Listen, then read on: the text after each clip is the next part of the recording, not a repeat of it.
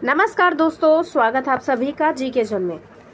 दोस्तों, आज हम झारखंड की परंपरागत शासन व्यवस्था से जुड़ा हुआ मुंडा शासन व्यवस्था देखेंगे। इसमें ज़्यादा आपको नहीं पढ़ना है, क्योंकि झारखंड में 33 जनजातियां हैं और सबके शासनिक व्यवस्था को देखना है, प्रशासन व्यवस्था को, लेकिन सबको पूरा नहीं पढ़ना है आपको। मुंडा शासन व्यवस्था, नागवंशी शासन व्यवस्था, मांझी परगना शासन व्यवस्था, मुंडा मानकी शासन व्यवस्था और ढोकलो सोर शासन व्यवस्था आपको थोड़ा ज़्यादा पढ़ना है। बाकी सब में आपको कुछ प्रमुख को याद रखना है, गांव को क्या बोलते हैं, इस तरह के छोटे छोटे फैक्ट याद रखना है। तो टेंशन मत लीजिएगा, कंफ्यूजन होगा तो आप मेरा वीडियो जो है जिसमें ट्रिक में मैंने आपको बताया हुआ है किस शासन व्यवस्था को कौन से नाम से जाना जाता है, डिस्क्रिप्शन में लिंक दूंगी, उसको देख लीजिएगा। और दूसरा ट्रिक वीडियो मैंने बनाया था किस जनजाति के धार्मिक प्रधान को क्या बोला जाता है, तो दोनों को आप जरूर देखिएगा। चलिए देखते हैं मुंडा शासन व्यवस्था। पहला प्रश्न, निम्नलिखित में से किस जनजाति की शासन व्यवस्था को मुंडा शासन व्यवस्था के नाम से जाना जाता है? तो मुंडा वाला बिल्कुल कंफ्यूजिंग नहीं है, मुंडा शासन व्यवस्था मुंडा जनजाति का है। आंसर हो जाएगा मुंडा शासन व्यवस्था मुंडा जनजाति का है। एक है मुंडा मानकी शासन व्यवस्था, मुंडा मानकी, मुंडा में मानकी शब्द भी जुड़ा रहेगा, मुंडा मानकी शासन व्यवस्था, तो ये है हो जनजाति का। बाकी आपको मुंडा नाम से नहीं मिलेगा, इसलिए कंफ्यूजन नहीं होगा, ठीक है। नेक्स्ट है मुंडा गांव के धार्मिक प्रधान को क्या कहा जाता है? मुंडा गांव के धार्मिक प्रधान को पाहन कहते हैं। मुंडा प्रशासनिक व्यवस्था में हातू पंचायत का अध्यक्ष कौन होता है? हातू पंचायत का अध्यक्ष होता है हातू मुंडा। मुंडा शासन व्यवस्था में खूट का क्या अर्थ है? मुंडा शासन व्यवस्था में खूट का तात्पर्य है परिवार से। मुंडा शब्द का सामान्य अर्थ क्या है? मुंडा शब्द का सामान्य अर्थ है विशिष्ट व्यक्ति, विशिष्ट व्यक्ति, ठीक है। नेक्स्ट है मुंडा शब्द का विशिष्ट अर्थ क्या है? ये सामान्य अर्थ है विशिष्ट व्यक्ति, और मुंडा शब्द का विशिष्ट अर्थ होता है राजनीतिक प्रमुख। नेक्स्ट है मुंडाओं द्वारा निर्मित खेत को क्या बोला जाता है? मुंडाओं द्वारा जो खेत निर्मित किया गया था उसको बोलते हैं खुटकट्टी भूमि। खुटकट्टी भूमि, खूट मतलब क्या होता है? परिवार, और परिवार के लोगों ने उसको बनाया है तो वो खुटकट्टी भूमि कहलाता है। मुंडा शासन व्यवस्था में ग्राम पंचायत का प्रधान क्या कहलाता है? ग्राम पंचायत का जो प्रधान होता है उसको कहते हैं हातू मुंडा।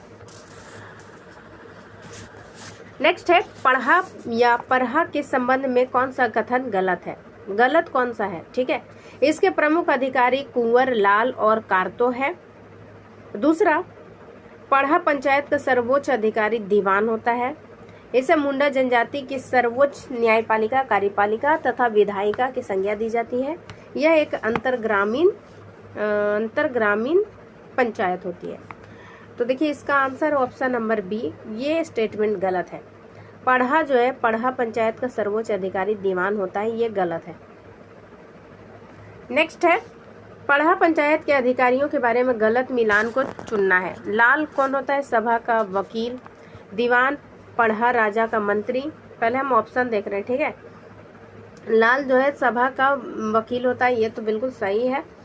दीवान पढ़ा राजा का मंत्री होता है। दारोगा सभा का कार्यवाही नियंत्रक, और ठाकुर पढ़ा राजा का मुखिया, ठाकुर पढ़ा राजा का मुखिया होता है, ये तो बिल्कुल गलत ही है। Answer option number D. Next है मुंडा ग्राम के धार्मिक प्रधान को क्या कहा जाता है? मुंडा ग्राम के धार्मिक प्रधान को याद रखिएगा, ये है पाहन। इससे पहले जो दूसरा नंबर प्रश्न में भी आया था, और ये 7वीं से 10वीं जेपीएससी पीटी में पूछा गया है। मुंडा ग्राम के धार्मिक प्रधान को क्या कहते हैं? पाहन। मुंडा गांव में पंचायत की बैठक कहाँ होती है? पंचायत की बैठक होती है अखड़ा में।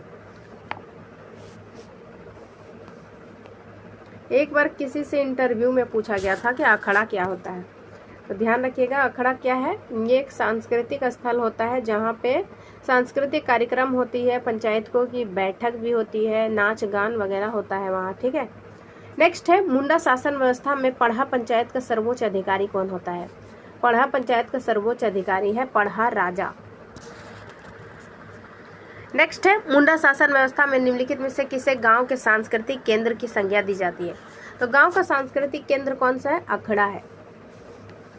मुंडा शासन व्यवस्था में पाहन का सहायक के साथ साथ मुख्यतः गांव में और कौन सा कार्य करता है? मुंडा शासन व्यवस्था में पाहन का सहायक के साथ साथ मुख्यतः गांव का कौन सा कार्य करता है? यानी कि ये मुंडा शासन व्यवस्था में पाहन का सहायक, ठीक है, पाहन का जो सहायक है वो गांव में और कौन कौन सा कार्य करता है? तो वो संदेश वाहक का कार्य करता है। थोड़ा सा इस प्रश्न की शैली थोड़ा अलग है। इसका आंसर ऑप्शन नंबर ए, संदेश वाहक। नेक्स्ट है, मुंडा जनजाति की शासन व्यवस्था में पाहन को दी जाने वाली लगान मुक्त भूमि को क्या कहा जाता है? लगान मुक्त भूमि जो दी जाती है पाहन को, उसको कहते हैं डाली कटारी। नेक्स्ट है, मुंडा जनजाति में गांव को भूत प्रेत से बचाने हेतु पाहन द्वारा दी जाने वाली पूजा पाठ के बदले उसे दी जाने वाली भूमि को क्या कहते हैं? तो उसको भूत खेत कहते हैं। यहाँ देखिए, भूत प्रेत से बचाने के लिए तो भूत खेत होगा, खेता, भूत खेता। मुंडा शासन व्यवस्था में पढ़ा पंचायत के प्रधान को क्या कहा जाता है? मुंडा शासन व्यवस्था में पढ़ा पंचायत के प्रधान को मानकी कहते हैं। नेक्स्ट है, मुंडा शासन व्यवस्था में महतो निम्नलिखित में से किस भूमिका में रहते हैं? तो मुंडा शासन व्यवस्था में जो गांव के प्रधान धार्मिक प्रधान होते हैं उसको पाहन कहते हैं, ठीक है। और जबकि जो रीति रिवाजों की देख रेख करते हैं उसको हम कहते हैं नहीं, सॉरी, यहाँ पूछा जा रहा है किसके विषय में? महतो के विषय में। तो मुंडा शासन व्यवस्था में महतो की क्या भूमिका है? ग्रामीणों तक महत्वपूर्ण सूचना पहुंचाना, यानी कि संदेश वाहक। चलिए नेक्स्ट है, और आज का आखिरी प्रश्न है, मुंडा शासन व्यवस्था में महतो निम्नलिखित में से किस भूमिका में रहते हैं? तो महतो किस भूमिका में रहते हैं? ग्रामीणों तक महत्वपूर्ण सूचना का आदान प्रदान करते हैं। तो गाइज, आज की वीडियो में बस इतना ही। अगर आपको ये वीडियो हेल्पफुल लगा है तो लाइक शेयर, चैनल को सब्सक्राइब अवश्य कीजिए। वीडियो देखने के लिए धन्यवाद।